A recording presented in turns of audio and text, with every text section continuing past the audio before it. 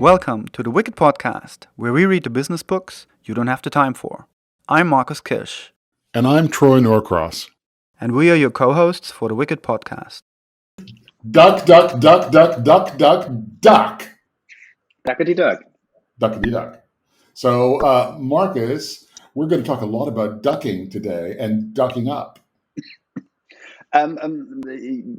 Yes and no and yes.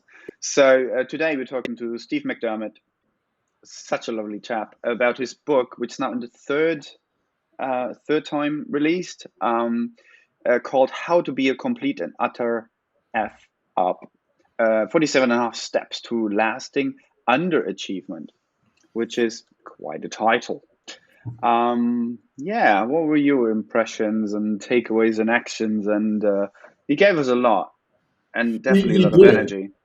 I think I spoke for approximately 3 minutes of the entire interview because I think he really had a lot to share and a lot to say. And, putting more humor into our podcast was a good takeaway for us. So I think that's a good takeaway that we need to kind of look at. Don't be so serious all the time. In the book itself, I've always talked about SMART goals. He actually makes it SMARTs. And he had one extra thing of like, what is the specific way that you know when you've achieved the goal at the end? And I was like, yeah, that's a nice add-on. That's a nice add-on. And he is indeed very much a man from Yorkshire. And so if you're having trouble and you need subtitles, we can worry about the subtitles later. But you must watch the video about Yorkshire Airlines on YouTube and flying an Alan Bennett class. So those are my big takeaways. What about you? Yeah, well, for me, it's a few things. There's a lot of context apart from the fact that he ran a marathon, I ran a marathon, and nothing happened, and we just dealt with it. We did something else. And it's this really nice attitude of saying, you'll never be perfect. What are you going to do? Are you going to be somewhere? You're going to do your best job. And there you go. It will be a mess. It will not be pretty. There's no such thing as perfect, which you didn't say, but essentially is what he aligned to. And so apart from personally relating to that, I like the fact that the positioning and the viewpoint he took on literally everything in this kind of anti-pattern of things, not saying how to be 7 successful habits of whatnot. And we talked a bit about those kind of self-help things or self-motivation things. Just to turn it the other way around is not just a selling gimmick. There's obviously, we both know this, there's a massive theme of failing and failing fast and all of this, which often or less often that we might want to actually happens in an organization. So therefore, the idea of failure is great.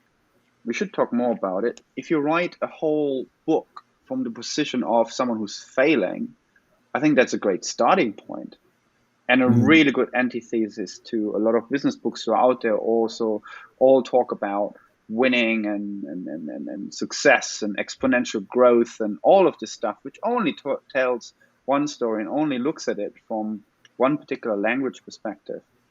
I find it at times utterly dull. I'm really looking forward, by the way. I think in 2 weeks' time, we're going to have a really great conversation with an Olympian who's going to tell us all about why winning is such a bad concept, which will be a very interesting conversation. So this book feels very related where you go, hang on a second, why are we not trying this from a different point of view? We're still doing the same stuff, but let's look at it from a different character point of view. And I found that just so energizing and so fresh. And his book was indeed aimed at a younger generation of workers that he wants to reach. He wants to give them core understanding in a book that most people buy to put on the back of the toilet. But when they start reading it, they realize there may be actually some decent stuff in there. But before we talk any more about duckings or toilets or anything else, why don't we do something like, go to the interview? Really? You sure? No. Why? Let's stay here for another hour. Yeah, let's go to interview.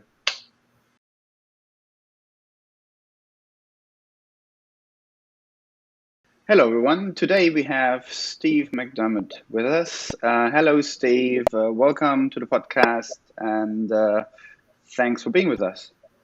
A up, as we say in Yorkshire in the north of England.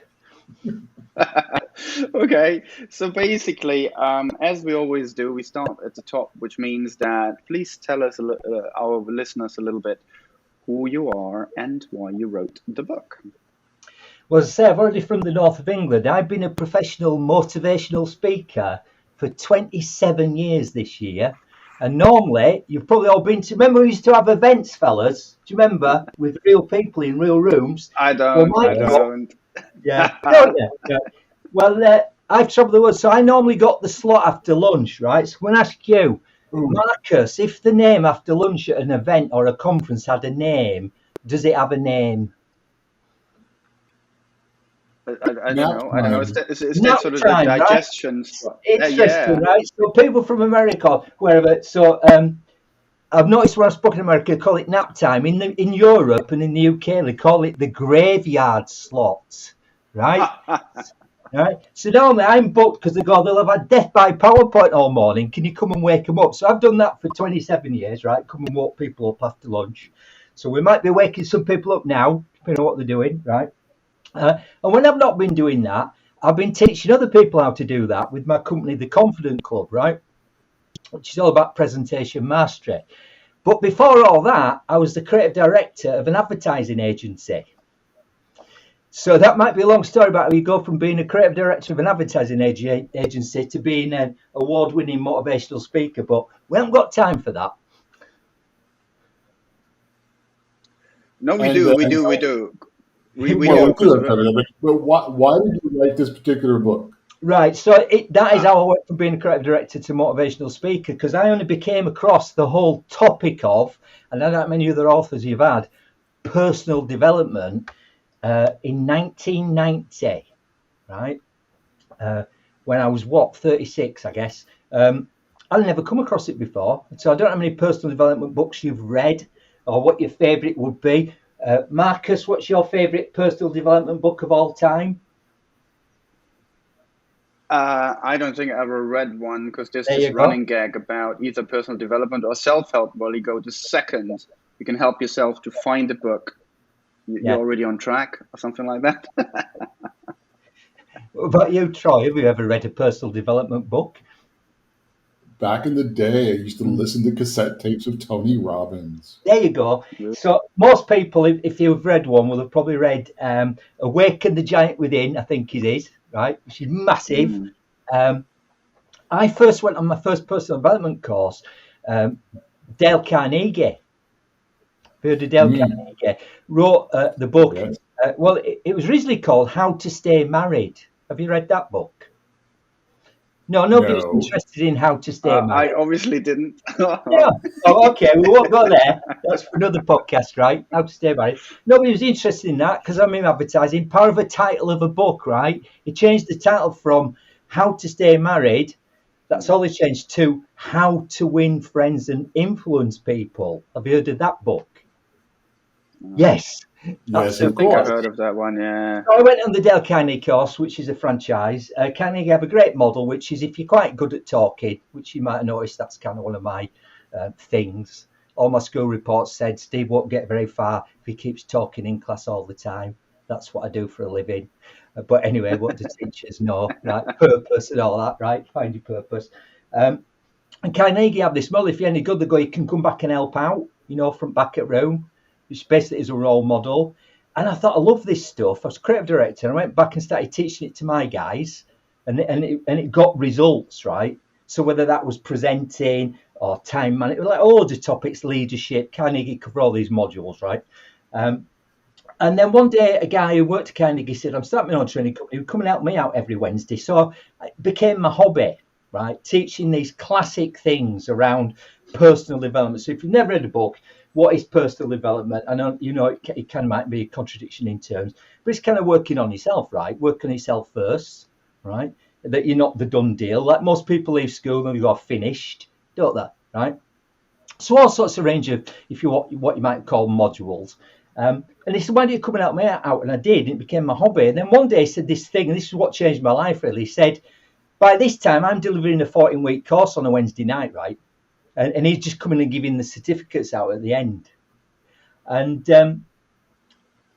afterwards, we're having a drink in the bar when I used to drink, and he said, I've been thinking, Stephen, what I'm thinking is you should come and work for me.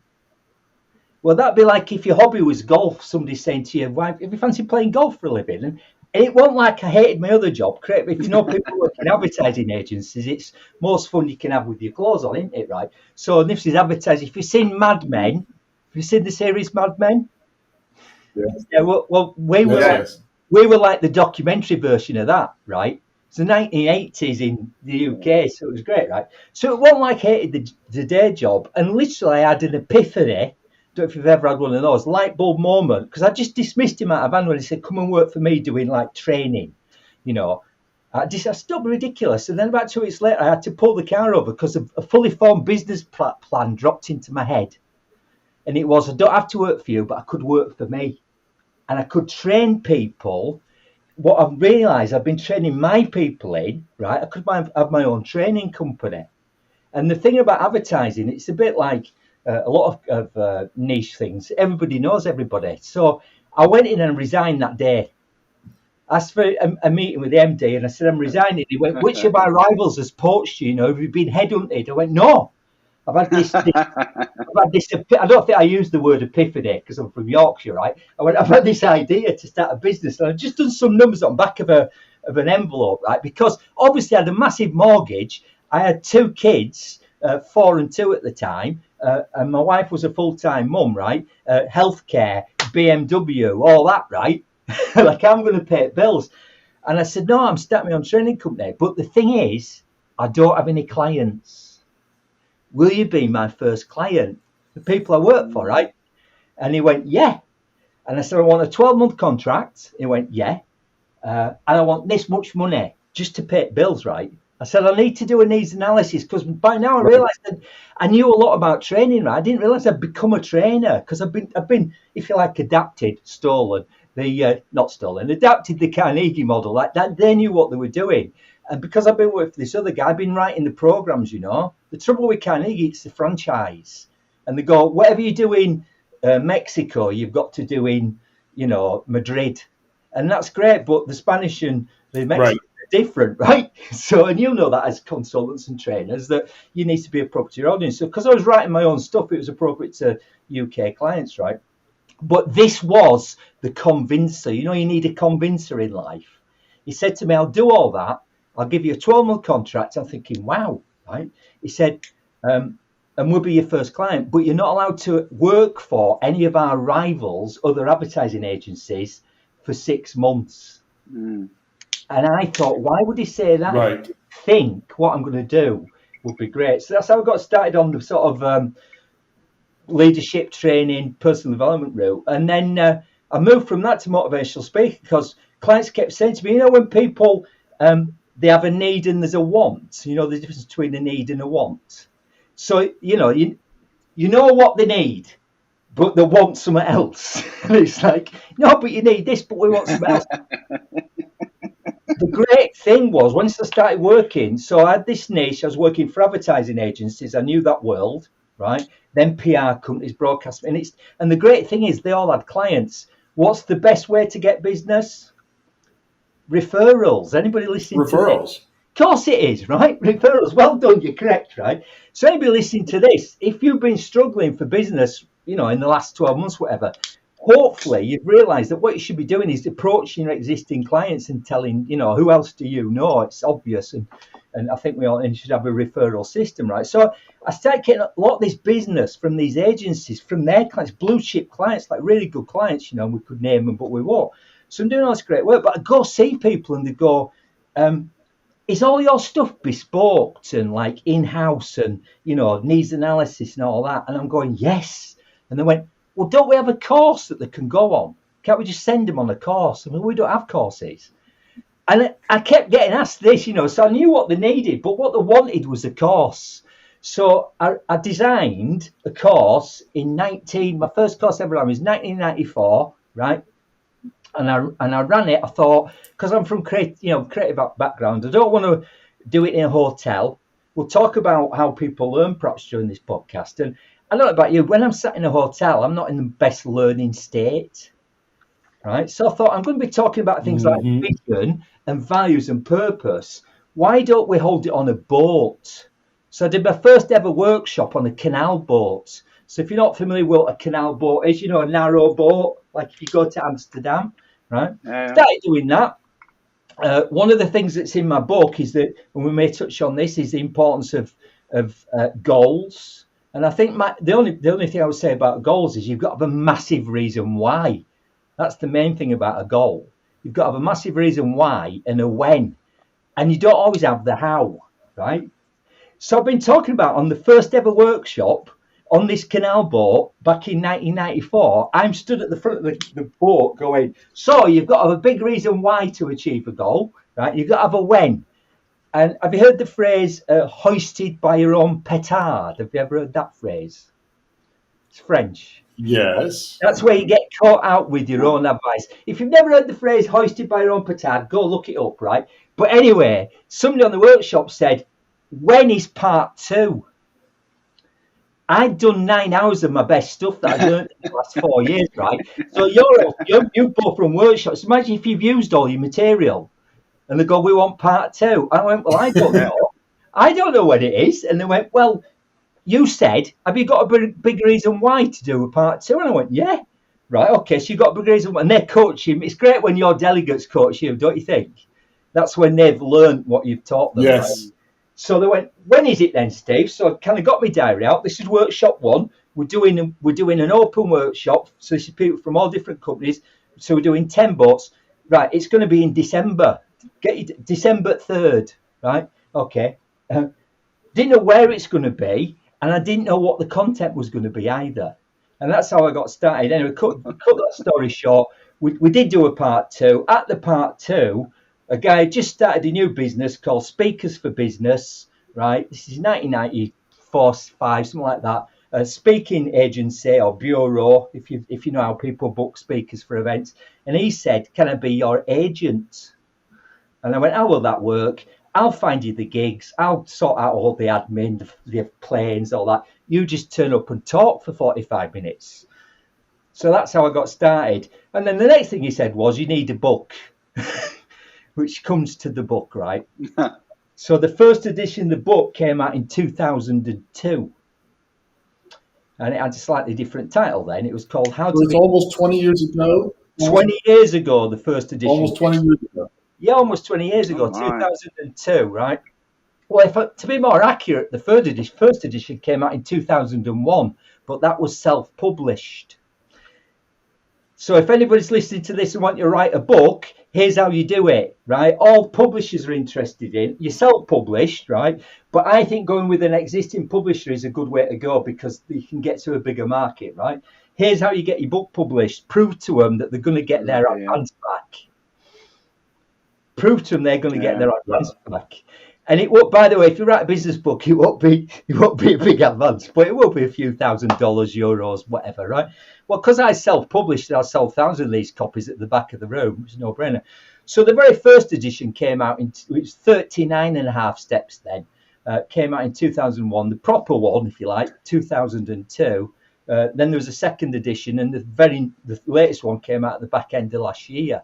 It was meant to come out last June in the UK, in all WH Smiths in the UK, one of the big retailers. If you go through the airports at Heathrow, the travel outlets, they'll have the bookshops there. It was meant to be launched there in June last year, but you probably noticed none of them were open. We might talk about how you deal with challenges. So that's the genesis of the book, and all that's in the book is all the things I taught on those workshops and what I talk about on stage, really, the world of personal development.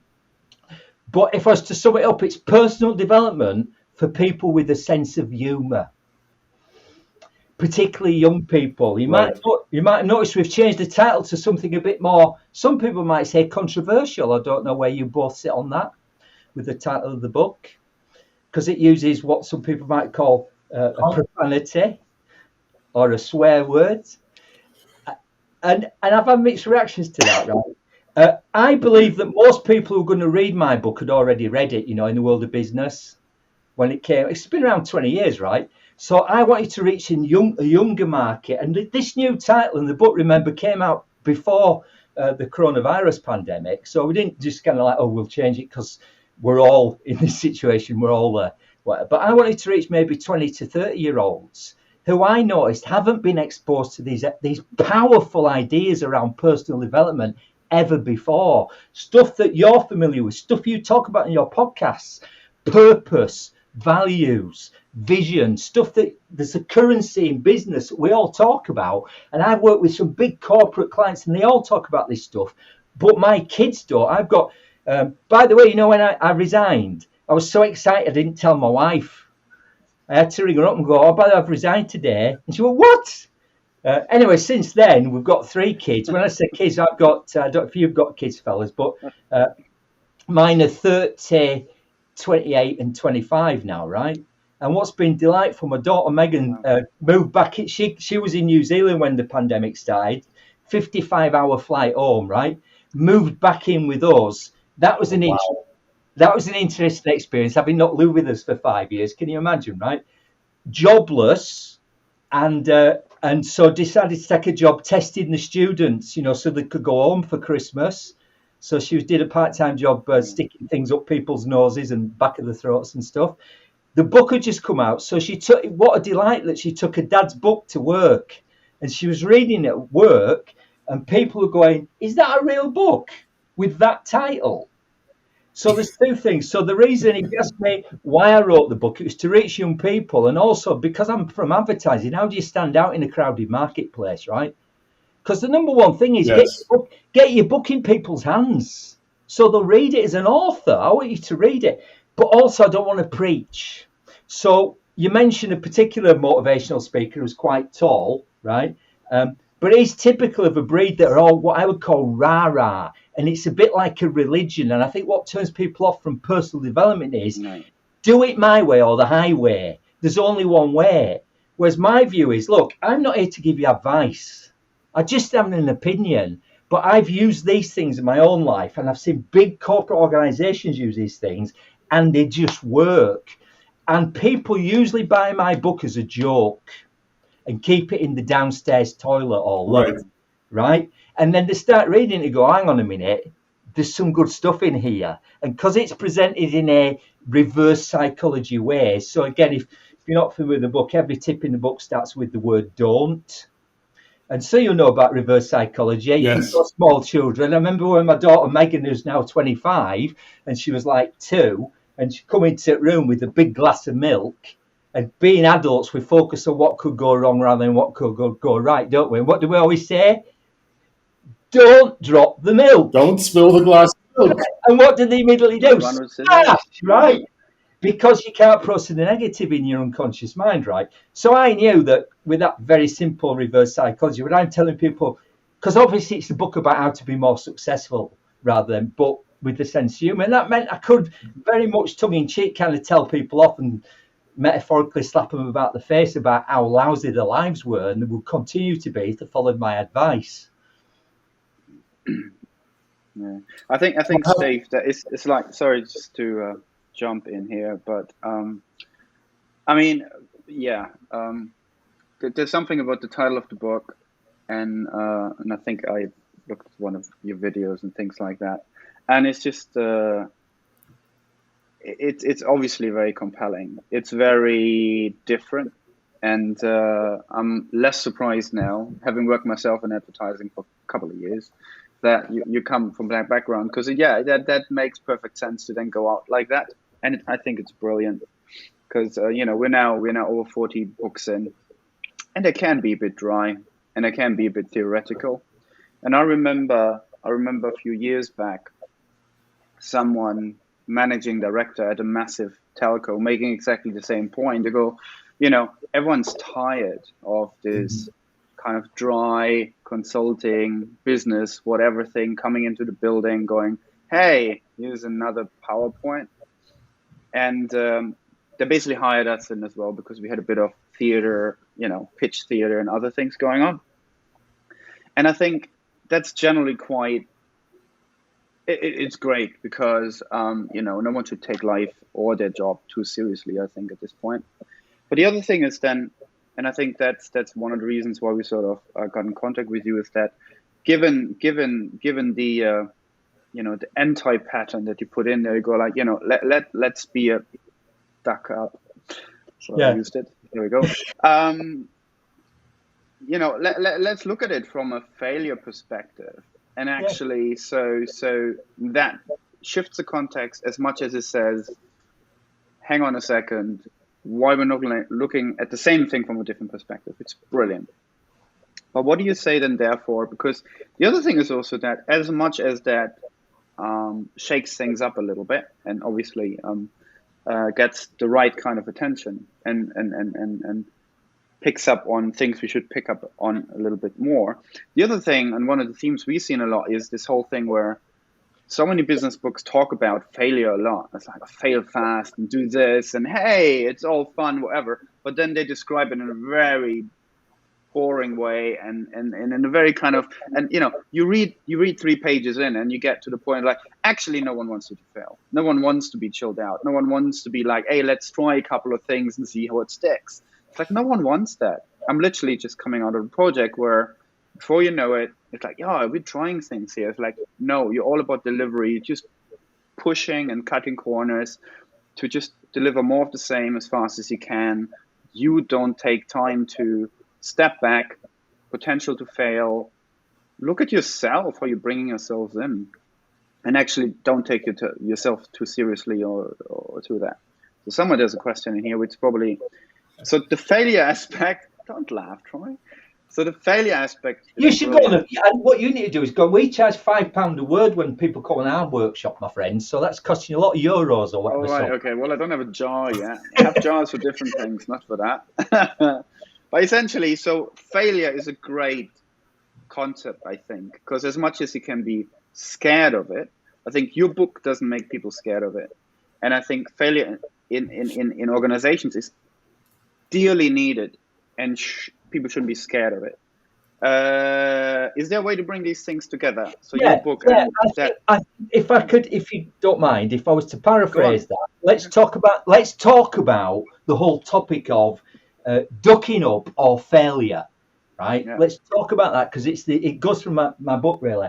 It's quite interesting. I just have a sense here now. You both know, and you're probably going to tell me off now and say, no, they actually see, Stephen, the science tells us that model is no longer correct, but left and right brain theory, right? Yeah. So yeah, right. Troy's looking creative and logical. Yeah, so it's a model, but I think we can use it for this conversation on failure. I think really, and how to deal with it. So logical, being simplistic and being from Yorkshire, logical left, right, emotional, and all that, right? And I think the thing is with failure is first of all, people don't own it, and it makes you feel bad. Right, so you're quite right when people say, "Oh, you need to go out," and all these books that go fail and fail more often and fail quicker and all that. You go, yeah, but everybody forgets it can be quite painful, right? So, and the other thing I sense about both of you, having listened to previous episodes, which I recommend people do, is you're quite analytical. I think you're both quite a bit left brain, and you can analyse it, don't you? And you want the science and all that. I can't give you any science on this, guys, right? All my stuff's anecdotal. Thousands of people have read my book and told me they like it. That's as much evidence as I've got, right? So go suck on that, right? But what I do know is other people have read it. If you look in the back of the book, for the first time in the 3rd edition, I've got a copy in my hand now. There's an index, and somebody else was talking to me about it. They said, I've looked at the index, Steve, and I've looked at what's the number one topic in your book, because 47 and a half steps in this book, right? And they said, but there's a theme that runs through it all. I said, enlighten me, because I wish I knew. I wrote it, right? And they went, it's all about belief. If there's one thing this book about, it's about belief, right? And one of the things I learned in all this journey about personal development is this: successful people, if you want to hear that word, or high performers, or happy, or whatever word you want to pick, have different beliefs to most people. And that's what I talk about. And the number one belief that enables you to deal with failure is to realise that, yes, you're going to feel bad, but it's okay. And the model I always use, are you into sci-fi, either of you? Do you like science fiction? When I was a kid, I used to read a lot of sci-fi. Right, okay. So, when I think about sci-fi, I think about Star Trek, really. And I'm a bit older than you. So when I think of Star Trek, I think about the original TV series, with Leonard Nimoy and William Shatner, right? And first colour TV. This is how old I am. First colour TV program I ever saw was Star Trek, right? With red uniforms. But there was always an episode in the typical Star Trek series where they're getting attacked by the Klingons, aren't they? And they're all falling about, all of them. Kirk's getting all emotional. He's getting all emotional and right-brained about it, isn't he, right? But not Spock. Spock's in what I call the Spock state. He's just stood like this and he's going, how fascinating. And that's how you deal with failure, right? That's how you deal with failure. You step back and you go, the shit has hit the fan, right? It's all gone. Look what's happened in the last 12 months too. But you've got to have that emotional maturity, if you like, to go, this is quite painful, but I can step back and learn from it. But if you still stay emotional and you keep the hurt and the pain, you don't get the learning. And that's what I apply to everything, from my business to my running, to everything. That's what I do. And that's how you learn. And that's the main theme in the book. It's okay to fail. You shouldn't search out failure, but recognize, particularly right now, none of us know. Literally, none of us know. Let me ask you a question. Before we started recording, I asked you how long you've been doing this podcast, didn't I? And you kind of, I think you said about a year, didn't you, guys? Marcus and Troy? Yeah, just about a year. Are you better at it now than you were when you started? Well, Marcus still rambles a lot, but otherwise we're much better. Yeah, we never get rid of my rambling, but there you go. The lighting is better. There you go. Like everything, yeah, exactly right. Do you think it could get better in the future than what it is now? Yes. Yeah. So there we are. There you are. There's your business model. And don't, whether it's a podcast or your life or your business, it's as simple as that. But if you started beating yourself up every time, go, I bet if you listen back to episode 1, there'd be things you think, I can't believe we did that. So, and here's the other message. No. Yeah. And here's the other message I will say to everybody as well. And I know it's tough because everybody goes, we're in it together. And this is a Yorkshire sort of expression. That's bollocks. We're not all in it together, right? We're all having very different experiences at the moment, right? And so for some people, these messages won't be appropriate. But for those of us who are perhaps having it a little bit easier than others, there's never been a better time, right, than to go, how fascinating.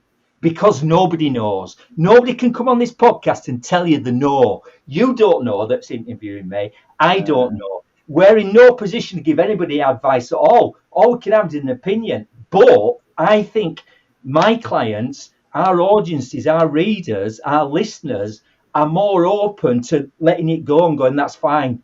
That's okay. I don't expect perfect first time. I don't expect it to be spot on because we're all living in a world of uncertainty. But please go and do something. Do something. If that don't work, try something else. If that don't work, do something else. So I think customers, clients, our colleagues, our teams are all a bit more forgiving to go, we're all sort of in this together, including the leaders. I think a lot of people, the number one belief I think that I identified when I was, in 1990 from Carnegie and going onwards and all the classic sort of self-development and then working with these great clients and stuff, the number one belief I think we all need to have, as well as it's okay to fail and feel a bit upset, but learn from it, is this: taking responsibility, making yourself responsible. And I think that is the hardest belief that leaders and teams and people have had in the last few months, is to go, it's not my fault. And because it's not my fault, there's nothing I can do about it, right? I'm a victim of this. And that's the challenge. And this has been the hardest challenge of all, I think, to stay consistent with the belief of, but listen, you need to make yourself accountable and responsible for how you feel and for all your results, because otherwise you're powerless to do anything, right? And that's about, I was meant to, are you familiar with the Edinburgh Fringe? Have you ever come across the Edinburgh Fringe in Edinburgh in Scotland? Sure. Yeah, so that's a month-long festival. So last year, I had three life goals. One was my third edition of my book coming out. The other was running in the London Marathon, which would have been my second only ever marathon. You probably noticed that didn't happen. So as an alternative to that, I ran 105. Yep. I ran 105 half laps of my local running track on my own, and I used that by having the right kind of beliefs, right? I was meant to be performing a one-man show at Edinburgh for all of August. That didn't happen either. So I performed that show every night on Zoom. 26 consecutive. It's called the 26.2 show, because how long is a marathon? 26.2 miles. 26.2 miles. Yeah. I'd been a professional speaker 26 years, and the hilarious. show lasted 26.2 minutes, right? I performed that every night on Zoom. We're all familiar with Zoom. Do you think it was perfect every night? Was it chuff, right? Do you think I learned a lot by doing that? Yes. Right. And was the audience quite forgiving? Yes. But I had the belief that I need to do something, or I could just sit feeling sorry for myself. Here's the irony. I had more stage space here in my office at home than I would have had in the venue in Edinburgh, which was a tiny little room in a pub downstairs, right? So actually it was better in some ways, and I reached a bigger audience. But no, so nobody knows. So you've got to have the right beliefs. And I think two master beliefs are, there's no such thing as failure, there's just fascinating. And you've got to make yourself responsible for how you feel and all your results. And not look for some stuff I think to this is blame. really interesting because Yeah. I think it's interesting when I think if you talk about personal private space, that's that, and and obviously for me, and I think Troy mentioned that in an email before, I did the same last year. I trained for the Paris Marathon, which happened neither, and all the way up to the running. Eventually, there was a bunch of people on Facebook when they shut down the marathon. It's like, we're still going to travel to Paris and we're still going to run. It's still going to be 5 of us and we're just going to run through Paris. Then the next second, they shut down the flights and they were like, well, it's still going to be 5 of us, so we're going to run through London somehow. Literally up to the night before, there was one guy left, potentially running with me, never had run with anyone else. So, and on the day, 5th of April, I ran somewhere through London for just under 5 hours, and I had the most fun of my life because no one knew what I was doing. They had no context, and it was a weird little thing. But it's exactly that. I did it. I finished. I achieved my goal. It was a very interesting, probably very different, but probably more interesting experience. Not doing it in Paris, where 20,000 other people would have run. Me doing it's hilarious, right? So. But when I translate it back into then the work life that on a podcast we talk a lot about, there's this thing where, yes, personal responsibility is great. The thing is, your workspace or your workplace doesn't always give you that. There's a lot often where leadership says, well, we want innovation, we want you to drive, we want you to be self-organized and blah. And then they give you nothing to run this on. And again, too many of my consultancy experiences being often about that, where leadership is failing or unable or unwilling to let people be their best self, which is a massive miss of a massive trick. What would you say how your book and ideas therefore can contribute into someone's personal approach to what am I getting up for in the morning? I have my own values and my own responsibilities that I feel. How can I manage around that context when the context isn't welcoming at times for the best of me? Well, I'll go back to my daughter. I think you're right. I think what I would say about those situations is, and again, this is challenging because people, do get stuck in this. I know in some of your previous podcasts, you talked about purpose and but often companies, they're not purpose driven because it's about profit and all that. What I would say is if you hate your job, run away from it like you'd run away from a burning house is what I would say, right? And what I'm saying, you might not be able to do that straight away. So don't work for that company. But I had a really interesting experience back to my daughter, right? So she comes back from New Zealand, and quickly, because it's really hard if you've got, I don't know if you've got kids, but coaching your own kids is a real challenge, right? Especially in some of these ideas. So in a way, what's great about the book is she was reading it as a joke, and then she was kind of picking stuff up from it, right? Anyway, she took responsibility, started looking for jobs, and she got two job offers, and she's going, I don't know which to take. Right? And she ended up taking the one because she'd thought about this, that matched what we would call her values, but what was most important to her. And it's worked out a treat. And they were both good job offers. And in fact, one, most young people, again, this is why I'm keen to reach younger readers. When I do presentations, whatever, I might do some working skills, whatever, because it's nice to give some back. And you might have done this. Young people typically, when at the end, had any questions about, your role and what we do as trainers or speakers or authors. And they're nearly always very young people, sort of under 18. They always go, "Oh, mister, how much do you earn? How much do you earn doing that? How much money do you make? And what kind of car do you drive?" And they kind of just focus on the money, don't they? And our values change over time. But what I do know is, if you're going to look back on your life, sat on a park bench when you're 90 and go, "I made a difference," it won't probably center around the amount of money you made, will it? I think if anybody's learned in this, I hope you find doing this podcast joyous, right? Well, I assume you do, because you won't be sat in wherever you're sat now doing it, right? And same here, right? And so to answer your question, I think don't do a job you hate, because life's too short. If you want to look back, you'll know all the research, because I know you like your research. Whatever research you read, what do people do?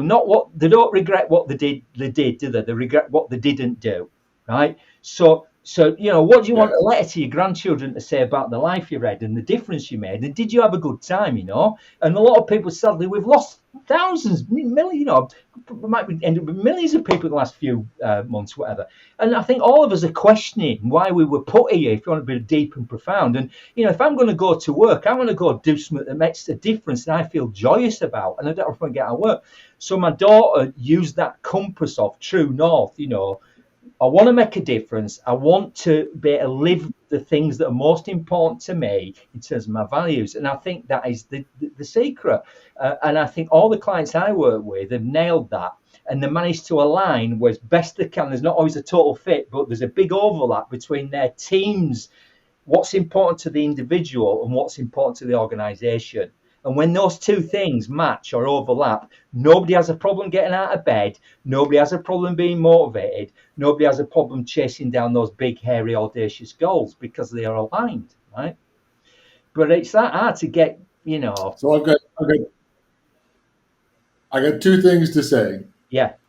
Rule 42 says don't sweat the small stuff. Yeah. Rule 42A says it's all small stuff. And so when you start putting things like, failure into context like that, it makes sense, and putting the real priority around goals and values. And I think that's absolutely a winner. The other thing is, you started this whole thing before we started recording. We're not laughing enough. We're way too serious. I cannot listen to you for another minute without telling you about Yorkshire Airlines. There is indeed a YouTube video about Yorkshire Airlines. We take off, we fly around, we land back where we started, because why would you go anywhere else? And they've got Alan Bennett class, and they've got the trolley, with the carvery on it, and it is it's short, but it's hysterically funny. And on that note, we are out of time. It's been an absolute joy, but we're going to have to wrap. We hope you've had as much fun as we have. Well, as we say in Yorkshire, I'll see thee. Thank you, Steve. Thank you so much. My pleasure, guys. You've been listening to The Wicked Podcast with co-host Marcus Kirsch and me, Troy Norcross. Please subscribe on Podomatic, iTunes, or Spotify. You can find all relevant links in the show notes. Please tell us your thoughts in the comment section and let us know about any books for future episodes. You can also get in touch with us directly on Twitter on @WickedandBeyond or @Troy_Norcross. Also, learn more about the Wicked Company book and the Wicked Company project at wickedcompany.com.